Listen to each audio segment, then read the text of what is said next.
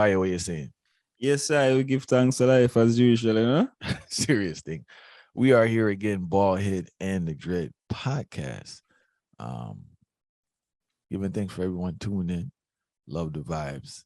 I know Far Right gonna have a topic for us we can reason about. But before we do, make sure if you get free time, check out Far Eye's new music video there. Freedom in Africa. The link is in the description. And if you haven't purchased the Brethren EP, Disrupting the Status Quo, make sure you do. Also, we are or we should be, I guess, within a week back in stock. I know the conscious tea thing let it dwindle away, but we're restocking.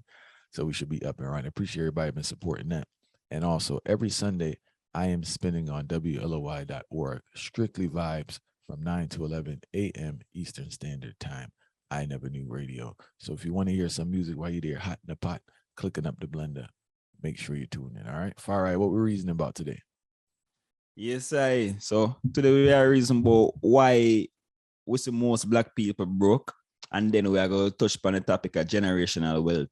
Like we really want to set this generational wealth thing in the proper context, because it's such a misunderstood statement, and it's a statement where a lot of people use without even knowing the context or the conditions for maintain generational wealth. So we can dig in it.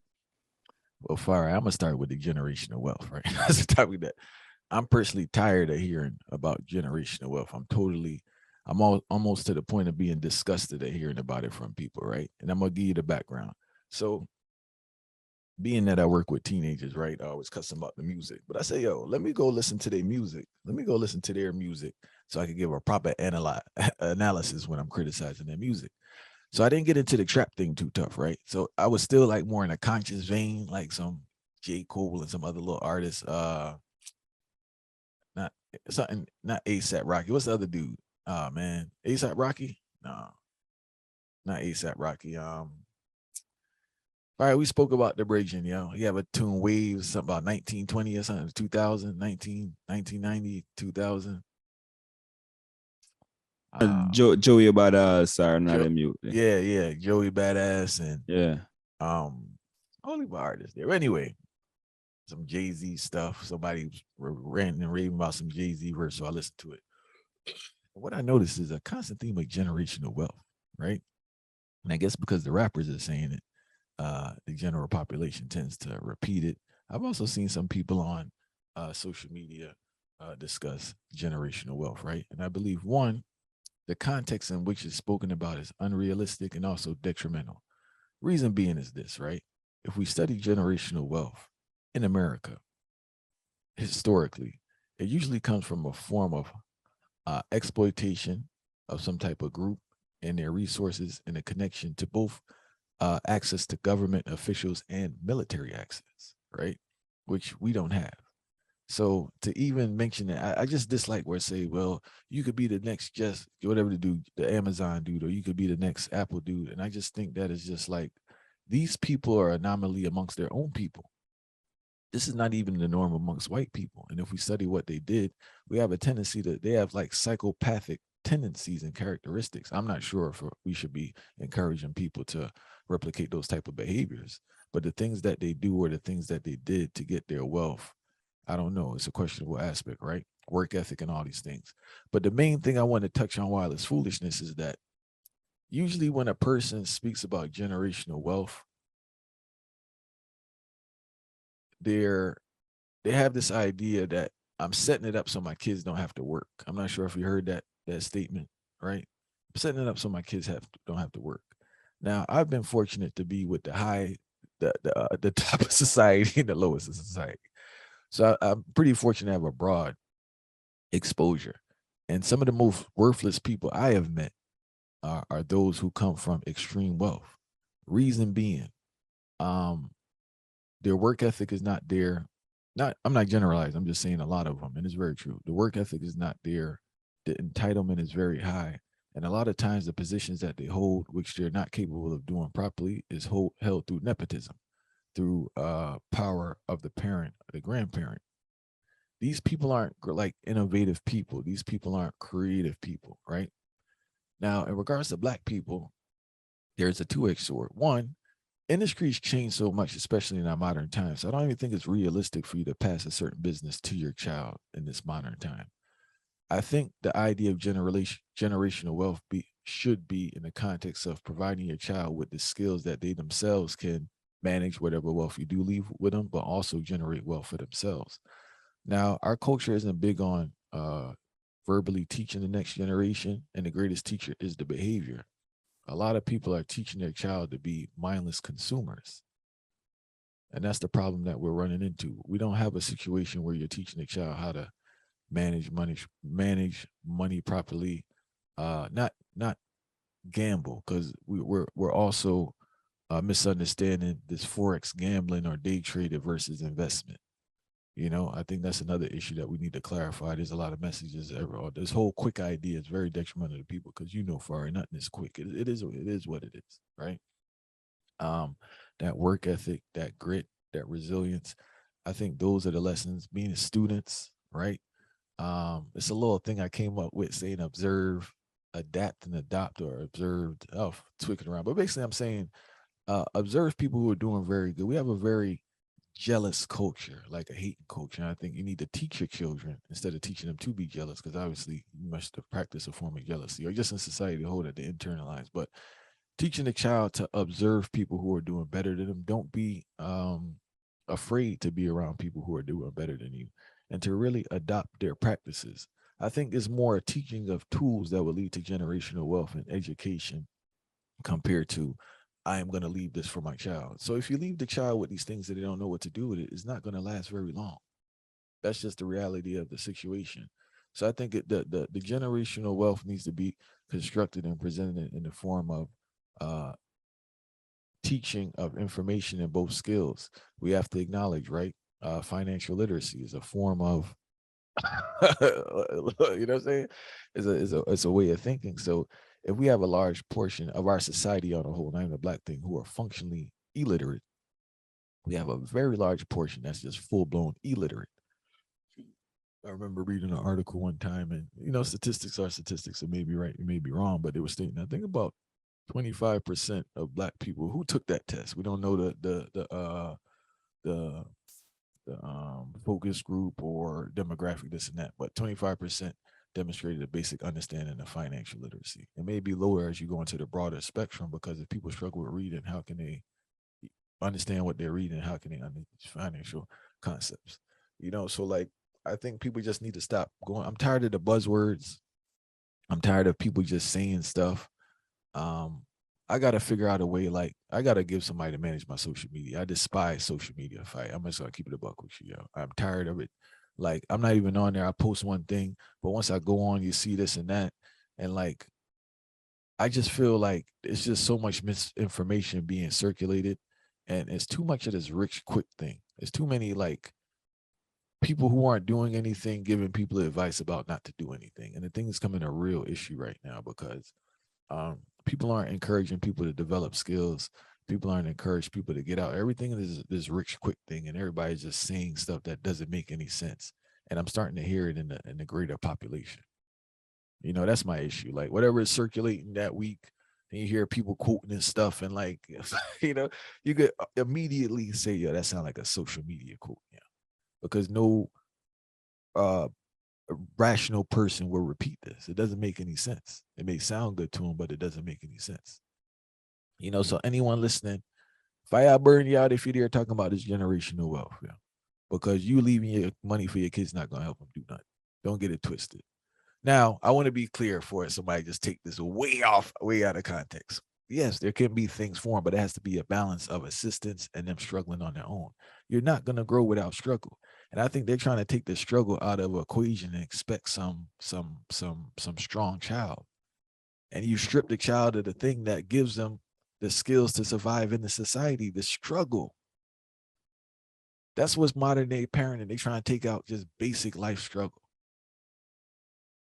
And you're really teaching these children to be mindless consumers, fire, because they have everything already. And that's why their work ethic is in the tank. You'll be shocked how hard it is for these teenagers to keep they can't keep a job, fire. Teenagers. Every day they got a new job. Every day they got fired because can't nobody tell them nothing. They don't feel like going to work today. They're not going because it's just like They don't have that grind.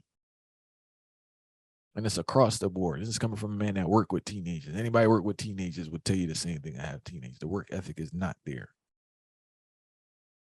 Because when they got that iPhone in their shoes, they don't need nothing else in life. What else you need, right?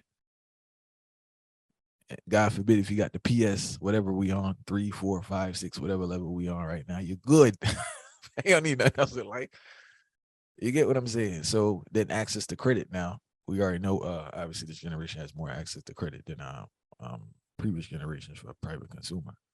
So, but far right, man, this thing, as I said, I don't want to hear nothing about no generational wealth in the context of which it's presented. I'm just extremely tired of it. You know? I am extremely tired of it because that's the thing too. Now, people do it properly. People do it properly, right? Black people have done. I've seen white people do. I saw other cultures where the child is working. Asian people, you think it's a simple thing. You see their kids in that restaurant bouncing around. They're around there every day. So they don't have to preach to them, but they're observing the whole business, things being delivered, how to interact with how to interact with customers, how to get through the hard times. They're experiencing that every day. So don't think they simple because they picking it up. They don't need nobody over preaching them, but they're just in that environment. So how you expect, when you talk about generational wealth, and you just buying your kids something. So what the kid learning? So if the kid run into hard times, what are you gonna do? You gonna go shop the problems away? You don't know how to deal with nothing. You don't know no aspect of the business. And who's to say that? Go ahead, Fire. Sorry about that. You see, the whole thing come down to the fact say, all right, I feel black people, especially, been so down on the economic ladder that the only concept or the only thought process where really matter to them is like money. See? So it's not about how we acquire the money, you know, when we acquire the money, it's just the money. So the concept of just having the money is the happiness. So we realize, you mentioned the social media, and we tie it in back to black people, and you realize it's more of like a fairy tale land. So there's no set structure. I mean, I say everybody, just I say generally speaking, that's the culture. It's like a toxic type of mentality towards accumulating money. They might not really know how to accumulate it, when they accumulate it, but them know so one thing for certain, mega rich.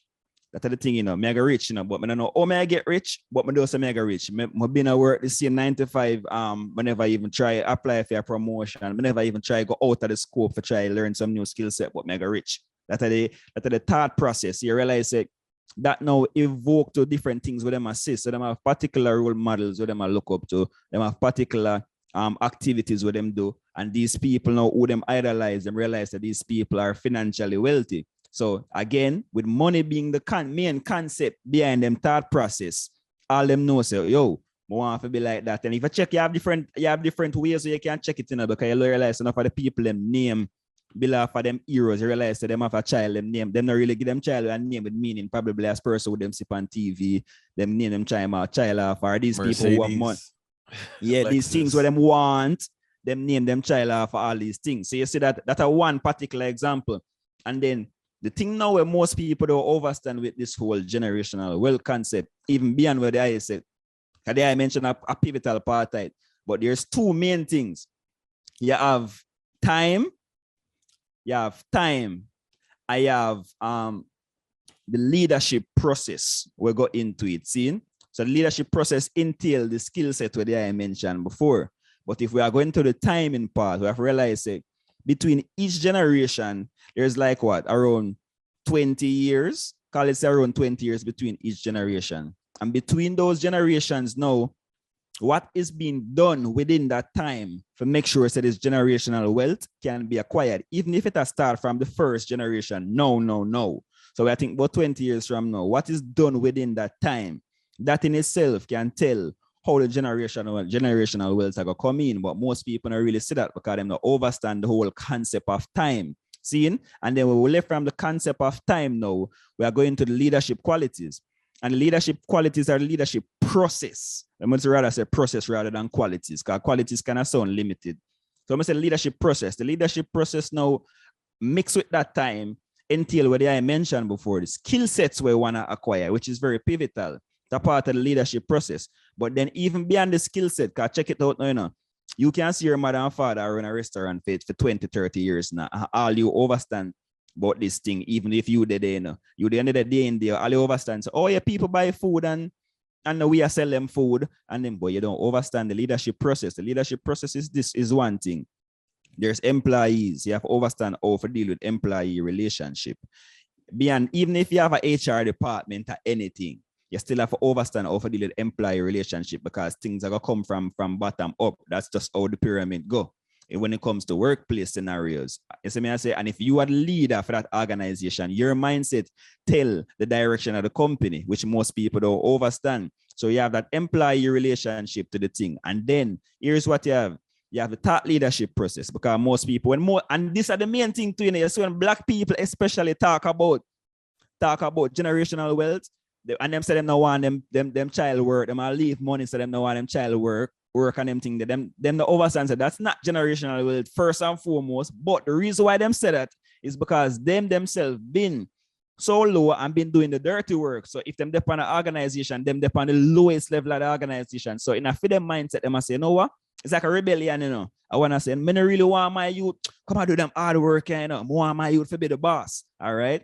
What does it take to be the boss? What does it take to be that leader? You have to have a thought leadership. So you have to really transform. Thought leadership and doing manual labor is two separate things. You know, thought leadership come with you now, steering an organization, giving that entrepreneurial mindset, the direction. And one thing I would them don't understand, as they mentioned something very pivotal, I don't want anybody overlook. They mentioned say industries change a lot. That's very key. But the thing is, say example, make you a perfect example. Say example, your parents are the owners of Blockbuster, seen? And Blockbuster never did go bankrupt or gone out of business. So say that there's that. You come take over the business when there's 2 more years left for this whole like streaming and all of these we call it smart TV apps and all of them, so they for come in. See? You have 2 more years. It leave you know with that thought leadership process, but drive the business forward. So you have to know, okay, you have all of these physical things that people are come for rent, all of these movies. What me I gotta know? We are moving at the era of technology. You have a scope on the advancement of information technology. You know how this thing work. You really see how the industry go. You have trends. You get the whole analysis together and realize that in a 2 to 3 years or even 5 years, this industry will transform. This is where I come in. And if generational wealth is to be maintained, this is my purpose and my thought leadership towards driving the business forward. But you see, if most people don't understand this thing, so them just stuck on the one way. All right, man, I give me youth $1 million. And when I left me youth $1 million, now the $1 million will suffice them for how long? When inflation will take place, $1 million will only be a month's worth of money. How is that generational wealth? So and there's the big whole misunderstanding come, but for emphasize the point, there's 2 main things. It's the leadership process and the time where you have to put towards that, because every generation there's like around a 20-year span, if I think about it right, which around that's supposed to be. And if within that time span is the knowledge that we acquire within that time span, with a carryover and add to the money. So when I say the money not important to everybody, a focus span in the generational wealth, but it can't just be the money. Because everything I got doing the Fire, you made some very great points, right? And I want to go back and touch on. I wrote it down so I don't forget. You mentioned this thing. There's an idea. I think Hollywood plays a role in it, right? People think for some reason because now there's probably a group, some top near group that we don't have access to that don't work. Like everything is streamlined where they have people to manage their business, right? But even for a very profitable business, they do work a lot because the business has to run. So like there's this idea that you're gonna have all these things going on and like you're just gonna be like at the beach sipping whatever. I think that's another misconception. You know, the more things you acquire, the more responsibilities you have, the more work you have to do, the more stress it is. Like these businesses are constantly being in lawsuits, bro. So you constantly have to meet with lawyers. You have to be innovative, as you said, as industries change. You gave a great analogy of Blockbuster, physical DVD to the streaming. Right, we gotta figure this out. They're not gonna sit there and suffer. So if they can't figure it out, they gotta hire somebody to figure out. But regardless, they have to be a part of the process. They're not just gonna give it to the next man and leave it at that. You know a great example of this. Oh, before I even give you the example, right? And someone, if you're listening or comment, I believe generational wealth or businesses, generational business only lasts 3 to 4 generations. on average. And these are like the real big ones, right? But we brought up a great point. A great example of it, there's a movie about Gucci, right? I don't know if it's on Hulu or Netflix. I believe this is a great example of a child who acquires a business and just doesn't know, he doesn't have the skill set to do anything with the business. And that's just the norm. It's actually unfair to the child. Like, one, the child probably doesn't want to do it. They probably just feel pressured to do it for whatever reason. And also, your life experiences that gave you that grind and that hunger to do it. Obviously, your child doesn't have it because he grew up in a totally different situation. If you look at the upbringing of the parent, for the, I guess you want to say, first generational wealth compared to the child, is totally different. That's why with the basketball thing is pretty odd to me. And salute to I guess you would say second generation players who make it to the NBA, but because despite that the privileges that they have financially, there's still some form of hurt or grind that they have that gives them the strength to propel themselves to move forward. But it's very hard. So like, say you have LeBron, he grew up in, I don't know his story, but I don't know. I guess he grew up in a rough situation, right? His child didn't grow up in a rough situation. So you can't be shocked. I'm not saying, I mean, financially, I don't know. People got personal problems regardless. So I don't think you can expect the same outcome because what I learned from sports, right? You need a certain amount of hurt and pain to get to a certain level. Yeah. You know, like you wanting to play sports and you just want to do it kind of taps off or levels off at. You need some real pain, desire, and desperation for this thing to get to us. I guess that's with anything. Once you get to a certain level to surpass, this is beyond success now, fight. This means like you're on the heights. You need a certain level of pain and hurt to get to that level. And how can the child have it when the child didn't grow up the same way you did? That's like gong. I hear people cuss his kid. How they gonna cuss their kids? Right? They grew up differently, yo. The gong, his experience created the gong. So how you gonna cuss his kids about what they doing and this and that? They didn't grow up like that. You pretty fire. But back to this thing too, man. Excuse me. And the whole concept of the generational wealth. We need to focus on teaching both skills and finding a way to groom your child to have certain, I don't know if the proper term is characteristics, but I guess it's a skill set also. Let me clarify. We need to focus on providing the children with information and skill sets that can lead to them maintaining whatever money is left over and generating money for themselves. I think that needs to be the focus, providing your child with skill sets that can generate money. I think the first thing that can be done is just a basic breakdown of financial literacy, basic budgeting, basic concepts. You know, shouldn't spend more than 30% on your rent, you know, more than 10% on your car. If you can, whatever you can save, 5, 10, 20, whatever you can save. Get your priorities in order in regards to what money should be allocated to before other things. Another big aspect, fire, which is a key component to generational wealth, is insecurity. You have to teach your children about marketing. You have to teach your children the games that are played for these industries use to nitpick and make you feel that you're not worthy, and your worthiness can be attained for a price. That is one of the greatest. I hear people speak about financial literacy all the time, but they never speak about insecurity. I think it's very hard for a person to get their money in order while you're insecure because the decisions that you make are not made from a rational standpoint, which is beneficial for you financially, short term, medium term, or long term. It's what will meet emotional need, what will draw attention, what will draw social acceptance. And those things have nothing to do with your finances being and thing. The competition amongst adults is ridiculous. All right, as I've gotten older and reflected, right? I used to sit in one barbershop. I used to go on barbershop in East Orange on Main Street. Nothing but Jamaicans in there. Some supposed to be up here, some not supposed to be up here. You know how that go, right? So anyway, the conversations were wild and like, some people work, some people did their thing. But I'm talking about even the people that did their thing. You know, when you hustle, you still kind of on fixed income, right? To a certain extent. Yeah, you may get a lick where it'll be a little more, but the money is pretty in that same vein in regards to what you're moving.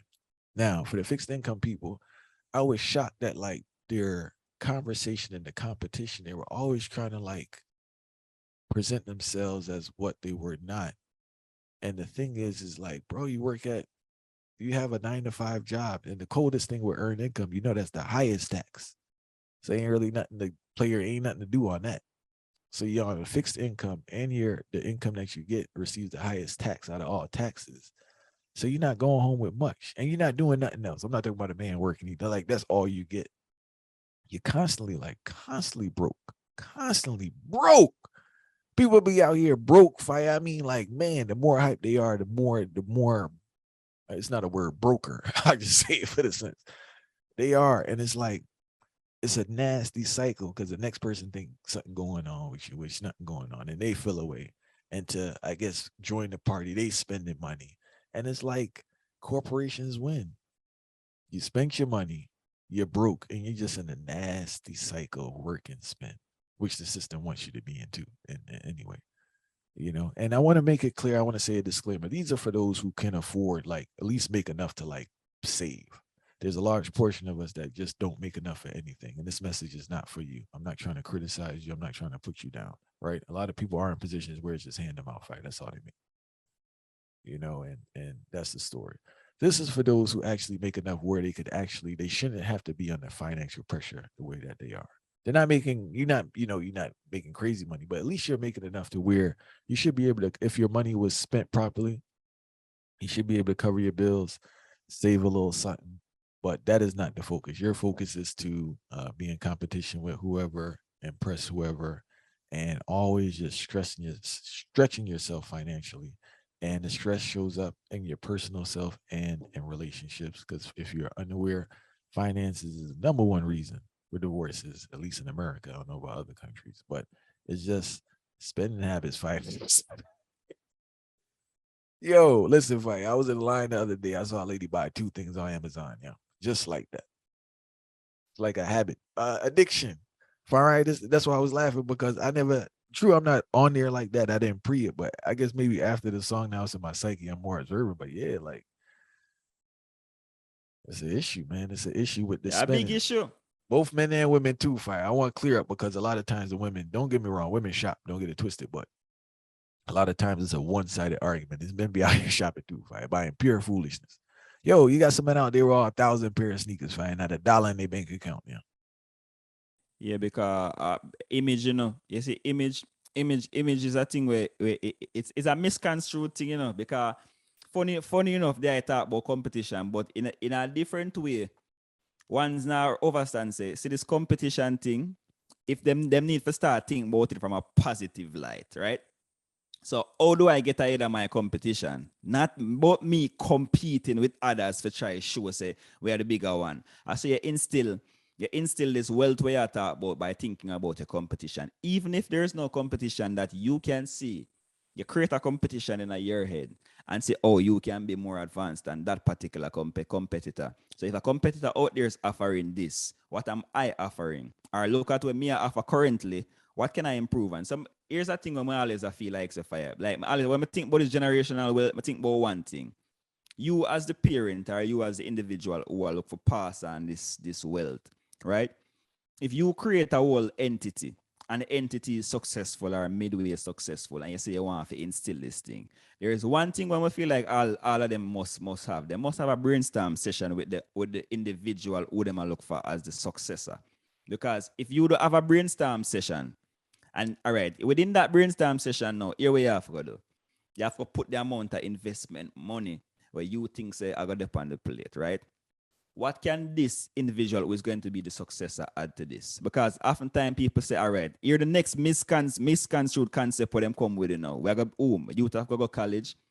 When them youth go college, so them youth can know how to run the business. College is not going to teach a youth. Not college is not going to teach a youth how to maintain generational wealth. That's not the purpose of college. So I really want them overstand this thing. Because I really like people feel get this thing misconstrued. If you go study business administration, that not help them to manage no business, Like that's a whole joke thing, The main thing where you have to do Hold on, is fire. Say that one more time. Fire, say that one more time, just slow and clear for the people to hear because people think this business. Fire, just say that one more time for us. no, real straightforward. College is not going to help you to maintain generational wealth. The purpose of college is to see how well you do within an organized structure. And once you can follow those instructions within an organized structure, you are now ready to become an employee. So The purpose of college is not the opposite, right? So when we talk about teaching our youth to maintain the generational wealth, one thing where we must understand is this. Within that brainstorm session that me I talk about, if you can show them that investment amount on a particular paper, this is where the company is at right now. What would you do with this? And if them can't tell you what them are gonna do with it, them not ready for this yet. And if them can't tell you how them are gonna advance it within that brainstorm session, or them can't give you palpable ideas that make sense. But the ideas not have to be so clear cut, But me I try to show you because business is not a clear cut thing. There's always improvement for making a business, but you just need to make sure so the brain juice them a flow. And you can't say you're gonna expect somebody to improve your business or continue out at something through generations if them brain juice not flow. That's like the big wrong bang. So that's one thing we need for do. We can't expect college to teach them. We have to be the teachers for them. I always say teach them now. We're not going to teach them just, or we are force them to do this because them not have to do it the same way that how we do it, and them can create expansions of our business. Or maintaining generational wealth, that means it have to be the same company. And one thing a lot of people must really study is conglomerates. Because I mentioned Gucci, and something where most people don't even know. So most people don't even know Gucci is not the parent company. Gucci is just a brand under Kering. Kering is the parent company. So that's why most people don't understand. Puma and Gucci is practically the same thing. So if you buy a Puma for $80 and you buy a Gucci for $600, you really buy the same brand. You overstate. So enough people now meditate them type of thing. So if I talk about the brainstorm session now, it's not just a give a one-dimensional cut. There's no form of generational wealth that is acquired from a one-dimensional perspective. It has to be a multi-dimensional perspective. And you have to learn how to do the thing because the youth you want to rise up and maintain your business as a successor. They might into fashion while your business have to do with food. But how you merge food and fashion, do you want it to be known say these things are related, or would you rather it to be seen as separate entities, knowing that it's controlled under the same management and it's the same thought process we go within it, but you just have different marketing strategies towards it? So you see, people never understand this thing when them are talking of fire and the social media posting and all of these something for just look good enough. It sound good. Can I tell you the truth fire? Them things we are talking about on social media, it sound good fire. May I tell you the truth? It sound good. And it will motivate you for one little 2 seconds at max. 2 seconds, literally 2 seconds. Yo, this sound good, eh? All right, but it not an impact on me because it not an impact because it's not realistic. And if it's not realistic, it can't maintain no generational wealth at all, especially when we compete against a man who are run. Remember saying that you have some business and you see it established since 1863. Fire, slavery, and them things that did go on them time. The 1834, slavery that go on, and them still maintain this well. So you I think you're gonna compete with a company where they bought from 1834, fire, when slavery did still chattel slavery did still they bought, and that company that strive. Where you think them used to maintain the chart this day in this capitalistic structure? You have to think about them things, fire. So the thought I forgot into these things. No, the thought, if I wanted to say something earlier, but the point you just made was so brilliant. I wanted to add on that. The origin of America, right? We have, especially like westward expansion, like Manifest Destiny and all these things. It's free land fire. So you have people who acquired land basically for free, even if it was parceled off. It was for like nothing. It was cost nothing. So we're looking at 1800s, 1900s, 2000, 2010, right? So the land is of crazy value if it's in that family. You're not getting no free land. So your profit scale is all fire. Like the amount of money you need to get a little parcel of land. So I don't think like that should just be, I think the goal is wrong. And I just think the whole blueprint is wrong. And like this comparing itself to all these people that like, did whatever they did under certain conditions that you don't have access to. That's what I should have said earlier. They accomplish their goals in an environment, right? And with resources that you don't have access to. You don't have access to a military to go into another country. You just don't. You don't, fire. And as a black person in America, I don't see how you're going to have it. It's just a realistic thing. You may have some access to government officials to play around with certain things, But when you have both, then you can generate a different type of wealth because at that point you're stealing. You're not paying for the product, fire. You're selling stolen products. Of course, the profit margin gonna be crazy. If you ain't paid for nothing, then the product you have is increased in value so much. Damn near hundreds of thousands of times from when they got it for free.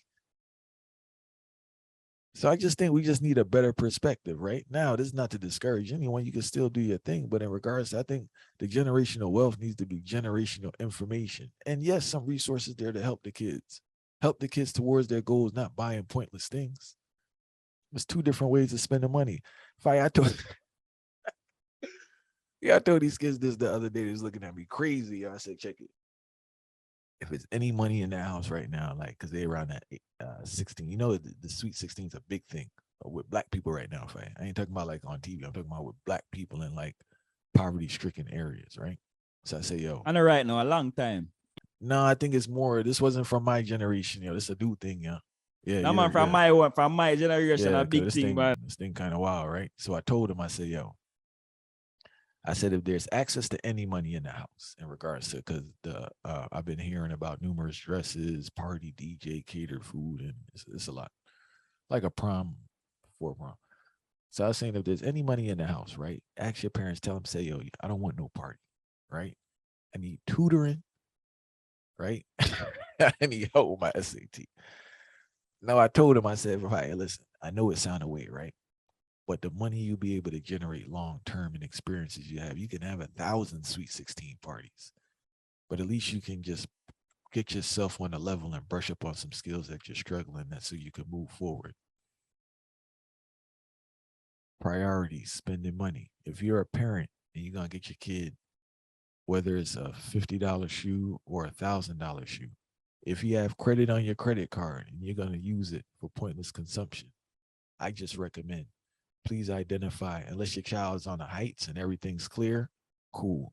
But if the child is not, which most of our children are not, I do recommend, if there are extra resources there, right? Yes, use it to develop the child's skill, reading and basic math, because that's what we struggle with the most.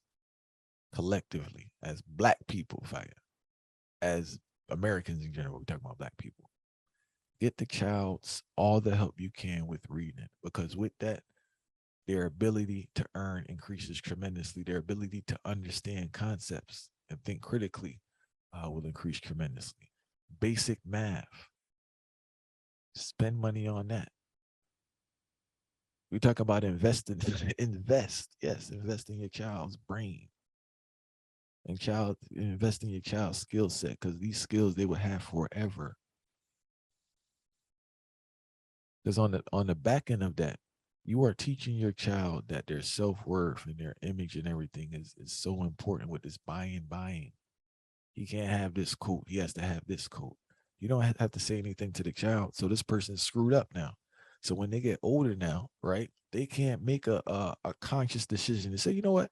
I only can afford to win a coat for $200. I'm just going to work with that. I'll find a color I like, something durable, whatever. No, I have to have this brand. They don't have the money. Goes on the credit card. Now you're paying interest on something totally pointless, fire. If you're going to use your credit card, use it on a business that's using the money to generate money. You could pay it back, get a profit. That would make sense. It don't make sense if you don't have money in your account to go to. Who are we trying to impress? That's the question we have to answer. You know, and I know it's rough. You know, I know the insecurity is there. I know it's a lot of healing we have to do and all these things. It's a collective, this and that. But like, if I was at a function the other day, right? And people there criticizing people about cell phones. And I'm just thinking in my head, like, wow. I was just in my head, like, all right, these are grown adults now. Like, yeah, I got nothing better to talk about. Like, what type of cell phone this person has. You know, so I will say on the back end, I know it's hard when you're around people with a certain mind frame, right? Shit, probably impossible. But since you listen to Ballhead and the Dreads, since you listen to Ballhead and the Dreads today, you did hear something. So, it may be time for you to distance yourself from certain people with certain conversations. If you're an adult criticizing people about what sneakers they have on, what clothes they're wearing, what car they drive, maybe you shouldn't be around that person, Fire. If that's the And hype, go ahead, Fire. man, I said, something when we really that talk about that, and there's something where a lot of people really need to know. Like, I'm not gonna explain why this is a professional advice, but believe so. What I'm gonna say now is a professional advice, Fire. Like, we don't need to know why it's a professional advice, but just believe me. What may I tell you right now? Purchase intent is a key performance indicator metric of these brands. See?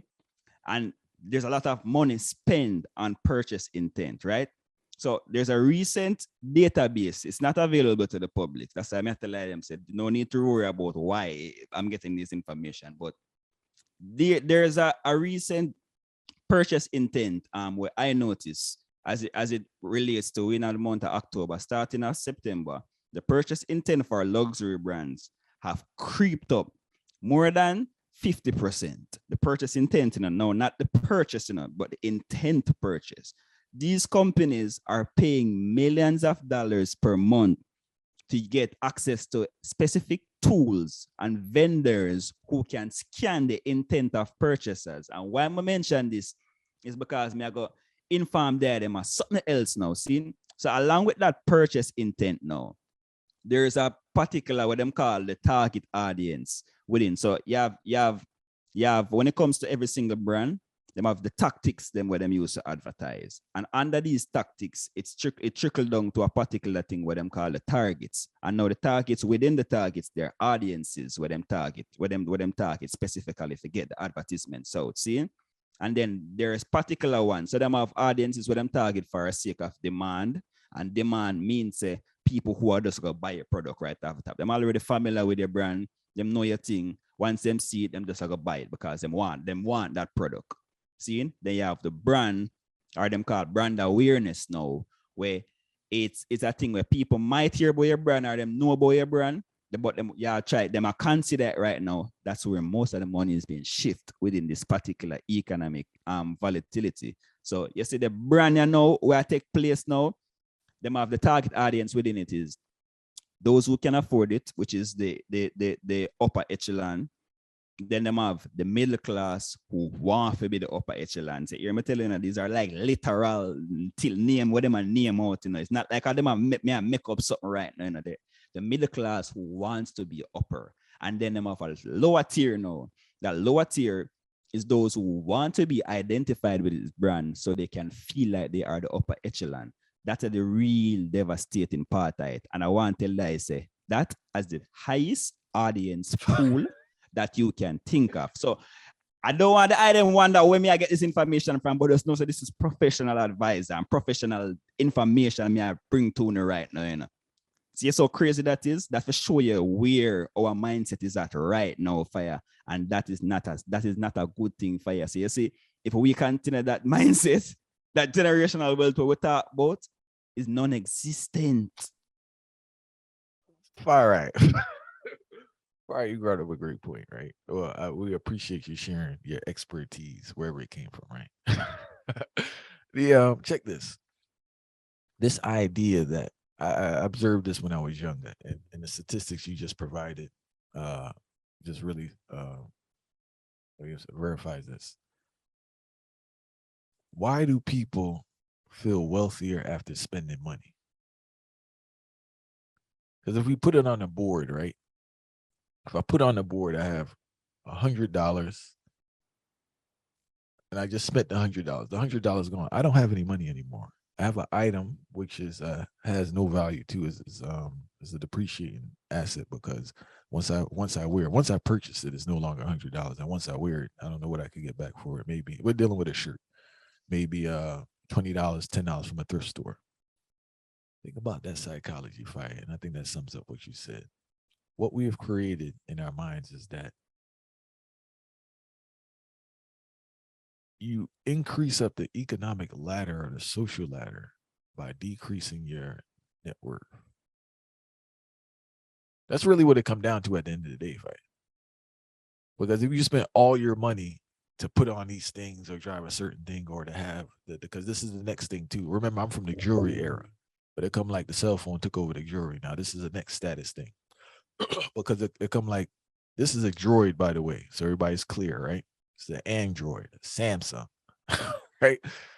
If you don't have an iPhone right now, if I come like you just scum, it almost come like you a lower being or something amongst people.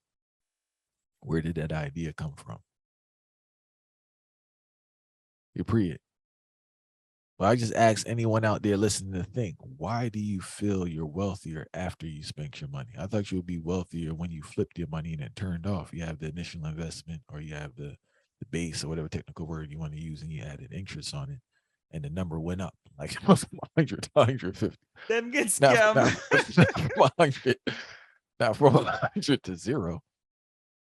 But these are things, all right, we laugh when we say this, but these are things you should be teaching your child. When we talk about generational wealth, these are little snippets you should break down to your child. And if you're unaware or uninformed or uneducated about the thing, now is the time for you to learn. Or if you have access to someone that can teach your child, put the child in that position. Because there's one thing too, last thing I want to say. What I've learned is information is so segregated. So for instance, depending on the ecosystem you are in, right? You can learn in literally 2 minutes something that would take a next man 15 years to learn based on your surroundings. Unfortunately, many people are in pockets of ignorance. They will never get access to certain information. Some search for it and find it, but it takes a very long time. And I think we as a culture need to do a better job of, because like we really remove ourselves from certain environments after we get $2 in the pocket. And we have to somehow figure out to just kind of be a bridge to give, because really information finding. You have to figure out a way to give information back to the foundation, because if you don't and other people aren't doing it, they're not going to have information. Yes, people argue, say it's rough, they don't want information, this and that, but we do have to do our part. I think more, and people are doing it, and salute to you, but more people need to do that part of bridging the gap of integrate the information. we need to integrate the information, because information is extremely segregated. And if you're not around certain people, you're not around a certain environment, you're not going to get certain information.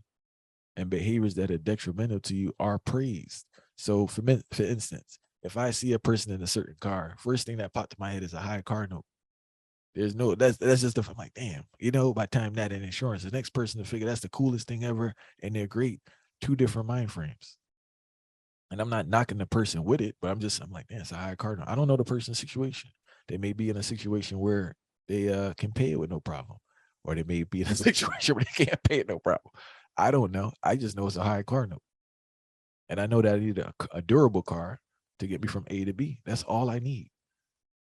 I'm not trying to get in any social status with no car. I need a durable car. I need to know, say, oh, all right, majority of the time this car is going to get me there without breaking down. That's all I need to know, right? And the little efficiency on gas and my radio working, I'm good. AC and heat, and we good. That's all I need, right? I don't view car as a social status. I just view it as a high bill. And over time, that money can be allocated somewhere else that can generate money from it. But I'm a man that worked on my insecurity. So it's like it's a connection. It's wild how things are so, what you want to call cyclical. I struggle saying that word. No, for real. You have to work on yourself before you get your finances in order. Because if you're all around the place and just not feeling good and not firm, if I had money everywhere before you know it, because you trying to buy a peace of mind, you trying to buy some status, you trying to buy some self-worth, you trying to buy some confidence, and no one can afford to do it. The artist that's on stage that's making how much $100 million, he can't afford to do it as an actor. So how you gonna do it in your 9 to 5? And this man got way more money to waste than you. I'm telling you, fire. Because it burned me out when I see the sisters with the Louis Vuitton bag, yo. And it's just basically, listen, if you don't even have half the amount of the Louis Vuitton bag in your bank account, don't wear that bag, yo. You're not fooling nobody, yo. People be at the oddest jobs with Louis Vuitton on. I saw one Amazon worker with some Jordans on the other day. What sense that make? No, if I had to think backwards, yo. Me reason with a couple of people, right? And me get a lot of different justifications for all of these things. So one of the common theme them when we see, and the justification is that example, them are come from people who are hustlers, right? Not illegal hustler per se, but people who just a hustle overall at legal farms. Them feel like say wearing these items is it show up like if them have a potential business partner or them have anybody who them can work with, them feel like say it shows say yo, I have my thing up, my whole thing up, and I can afford these things. I'm a person who is making money, and once I'm a person who is making money, you will be interested to make money with me or to collaborate with me, which is a very, very detrimental and toxic mentality All right. because your skill set and what you can do supposed to be a representative, is all right. Let me tell you this. Yo. From you good at listen, from you good at what you do, for you wear whatever you want. The focus need to be getting good at a skill. It's a cop out. It generally is a cop out. Nobody worry about what you got it on if you mediocre. You can't do what you're doing properly. Fire. You can't come to a meeting on time, or you can't respond to a call. You can't write a proper email. You can't deliver. Nobody care what you got on. People only care, can they make money with you?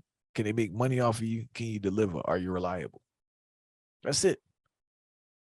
no. So all the You get time, to realize a culture.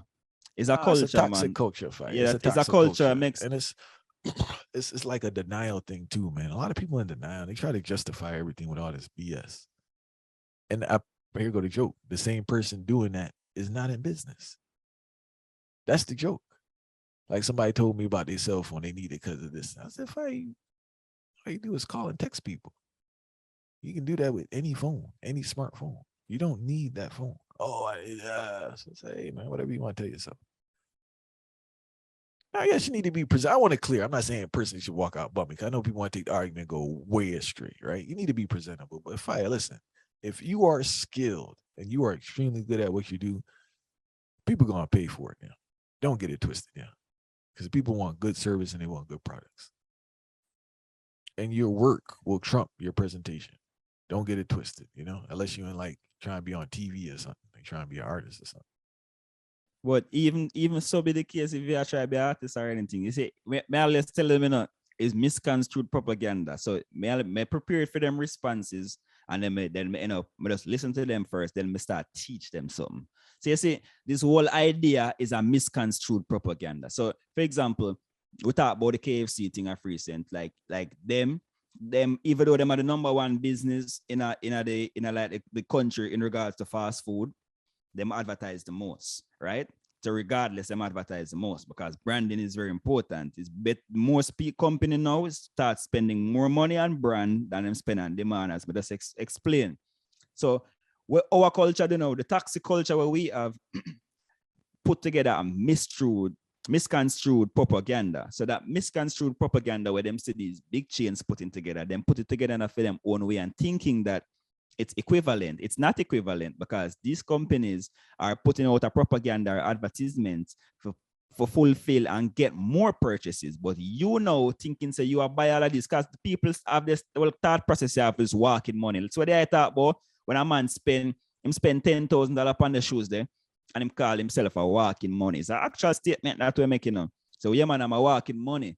So him now in himself, him don't see it as a loss, or she say him $10,000 less, Him see it as the $10,000, him just draw it out of him account and plaster it all over him shoes. So in himself, him still think the $10,000 remain, him not put depreciation or kind of really put the bag of thought in it, Him just feel like him just transfer the money from one account, which is the bank account, and the other account is the shoes. So it's them not overstand the same way in a fire. Like it's a misconstrued propaganda. So one man now realized that what are you promoting?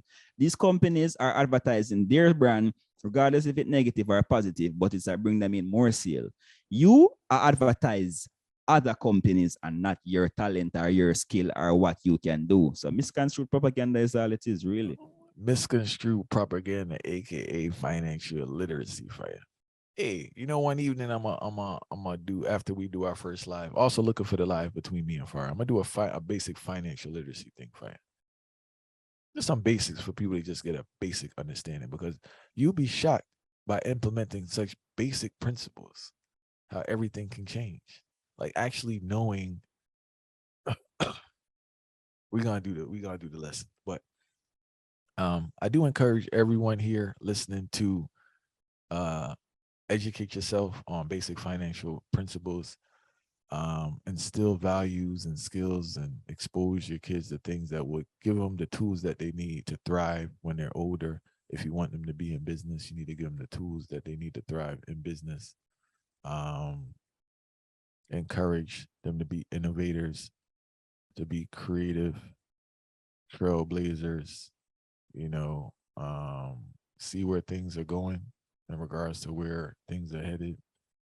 But this whole like just buying stuff for the sake of buying stuff, and you don't want them to work, and you just it's just a recipe for disaster.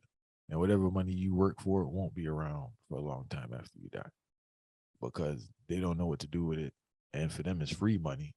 They don't know how to maintain the money, turn over the money, and they're just gonna spend the money. Yo, and a simple statement that fire. That's a key state. A free money that fire. That statement they're real. As a free money, them enough people see it as my father left. Oh, my father and my mother left 100 million for me. A free money. But you really see it. I don't want to stretch out the argument, but you really see it with real estate, because you know, parents die, and God forbid the siblings, they're gonna wrestle and fight over that one. Then once they get the money gone, fire, because they talking to the lawyer. They talking to the lawyer, fire that money already spent. They just think about what they got. Disregard the man work for 20, 30 years, 50 years, go break his neck and spine to leave something for these people that gone already. Yeah. And I can speak from personal experience, right? Because the first thing I got down in Baltimore was when inherited property. They want to get rid of that ASAP. But people business still. But nonetheless, we give thanks for everyone listening. We do encourage people, fight. This learning thing is a lifelong thing. So much to learn. So you just try your best. But because we're in a capitalistic society, I advise you learn about that capital. And you'll be shocked about, it's not necessary. Yes, you need to get past a certain threshold of income, but you don't need to be making like no crazy money to be financially secure and to start growing money. I think that's the next thing. People think you need this like 7 figures. That's just not the case. It's just, what do you do with the money? Because I could give you $1 million right now. You could be broke same way, because you just don't know what to do with it. All your insecurities, all the silly stuff you wanted to buy, or all the silly ideas your friends and family have. That's the next reason we want to do too. Taking financial advice from people who have never demonstrated. And I'll say it again, never demonstrated. I can't go to a man right now, just a sensible man, and go to him with no pie in the sky idea. I have to have a track record that, one, this man know what he's talking about and what he's done actually works. And the man is going to give me his money because we cousins and all that. But we need to do a part 2 to this in regards to why black people broke. Yeah, I'll tell you the truth. Yeah. I think that's the next podcast we got to do when we link up, because I think there's a part 2 where we got to clear up some little things that go on too within our families that keep you broke. But yeah, as I was saying, man, just always learn, and things are much easier now than before. You don't got to read a million books. There are a lot of great things online. There's you got Investopedia. There's one thing, I don't know if it's something I gotta find the name. Money something. It's a good website. They like cover a lot of ideas, sensible stuff, not no pie in the sky stuff. But if I remember it, I'll put it in the description. But yeah, we need realistic goals. We need realistic goals with realistic approaches, right? And that's what needs to be done to have financially responsible, which is the next generation people governing us. Because the way the thing work right now, I don't know who gonna watch us when we get older. This crew just on spending money and partying and all this type of stuff and all that. They're supposed to pay all aid and all that, and they done spent it on Louis Vuitton bag. That can't help me. So different money tools we can use. Just a lot of stuff, man. But I'm definitely gonna do fire after we do our first live podcast. I'm definitely gonna do a live financial literacy thing, and everyone come in, hold the vibe. It's important fire. Them need to know about this branding thing too. Enough man, we see a drink up them NSC and them something. Them not even know say if him girl have a Louis Vuitton bag him a buy be NSC for go floss, and I see him company I create them in like a Louis Vuitton more name. The parent company is Louis Vuitton more with NSC. So enough man not even know look a basic thing and who him support neither. So you see, for the reason I can't continue on and on enough for it's really a deep thing. But one the one them to think about it there. There's no way I do. Serious thing, fight. And people, man, you need to work on your insecurity. Like I've been there. I haven't been as bad as the next man, I'll tell you that. But I've been there. I felt where, you felt you need to show people what's going on or what's not going on or whatever is going on. And by doing so, pockets get a little flat. You know what I'm saying? You don't have unlimited access to money. Some people think the credit card allows them to do that. And that's a totally different conversation you have. Because some people have some real judgment with their credit card now. Them and their credit card are not friends. And as I said, you have some people who just don't make enough. You have some people that just need to reevaluate all their expenses and they're just living above their means. They got to tone it down a little bit, change where you live, change your eating habit. Like everything needs to change because it's just like you can't afford to live that lifestyle. You just can't. So if I would give thanks for everyone tuned in right now. Make sure you check out the brand new video. Well, been out for a time now. Freedom in Africa. The link's in the description. Also, remember every Sunday we are spinning on WLOI.org. Roots Rock Reggae Music. Till next time, hopefully people listening think, and apply.